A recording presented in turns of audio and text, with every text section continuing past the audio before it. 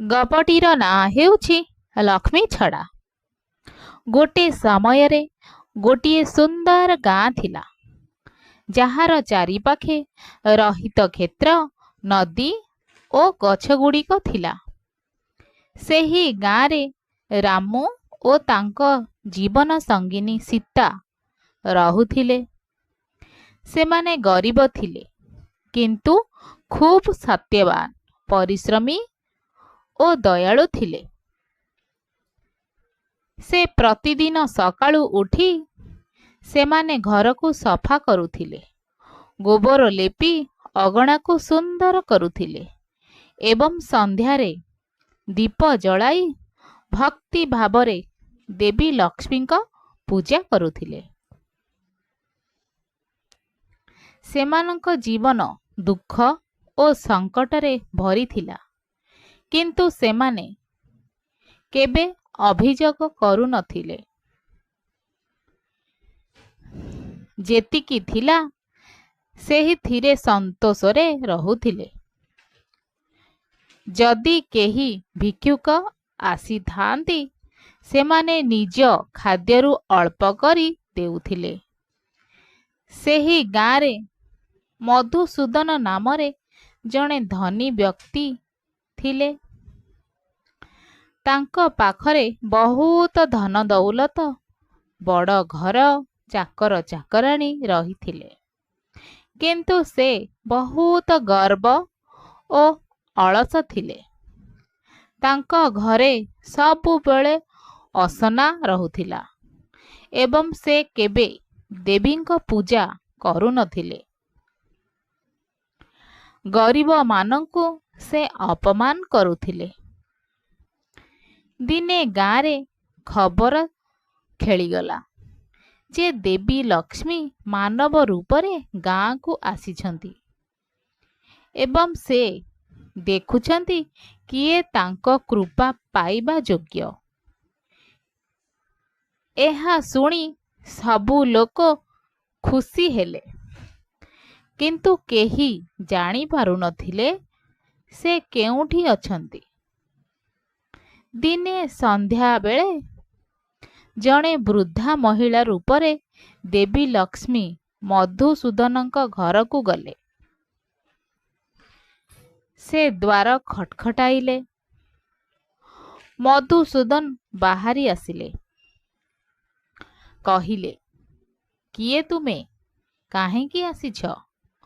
ବୃଦ୍ଧା କହିଲେ, ମୁଁ ଦୁଃଖୀ ମହିଳା। ମୋତେ ଟିକେ ଖାଇବା ଓ ବସିବାକୁ ସ୍ଥାନ ଦିଅ। ମଧୁସୂଦନ ରାଗରେ କହିଲେ, ଯାଅ ଏଠାରୁ, ମୋ ଘରେ ଏମିତି ଲୋକଙ୍କ ପାଇଁ ସ୍ଥାନ ନାହିଁ। ବୃଦ୍ଧା ଶାନ୍ତ ଭାବରେ ସେଠାରୁ ଚାଲିଗଲେ। ତାପରେ ସେ ରାମୁଙ୍କ ଘରକୁ ଗଲେ। ସୀତା ଦ୍ୱାର ଖୋଲିଲେ ଏବଂ ବୃଦ୍ଧାଙ୍କୁ ଦେଖି ସମ୍ମାନରେ ଭିତରକୁ ନେଲେ। ରାମୁ ମଧ୍ୟ ଆସି ବୃଦ୍ଧାଙ୍କୁ ନମସ୍କାର କଲେ। ସେମାନେ ତାଙ୍କ ପାଇଁ ରଖିଥିବା ଭାତ ଓ ଶାଗ ବୃଦ୍ଧାଙ୍କୁ ଖାଇବାକୁ ଦେଲେ।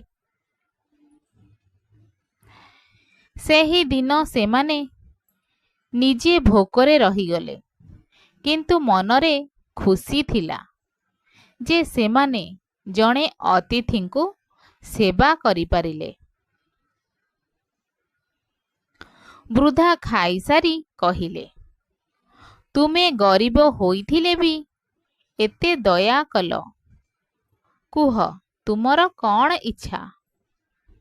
ସୀତା ନମ୍ରତାରେ କହିଲେ, ମା, ଆମେ କେବଳ ଏତିକି ଚାହୁଁଛୁ ଯେ ଆମ ଘରେ ଶାନ୍ତି ରହୁ, ଆମେ କେବେ ଭୋକରେ ନ ରହୁ ଓ ଅନ୍ୟଙ୍କୁ ସାହାଯ୍ୟ କରିପାରିବୁ।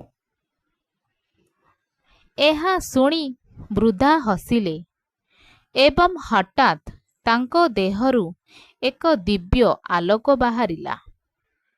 ରାମ ଓ ସୀତା ଭୟ ଓ ଆଶ୍ଚର୍ଯ୍ୟରେ ଦେଖିଲେ। ସେ ଦେବୀ ଲକ୍ଷ୍ମୀ। ଦେବୀ କହିଲେ, ତୁମ ଘରେ ସଫା, ଶୁଦ୍ଧତା, ଭକ୍ତି, ଦୟା ଓ ସନ୍ତୋଷ ଅଛି। ସେଥିପାଇଁ ମୁଁ ଏଠି ବସିବି।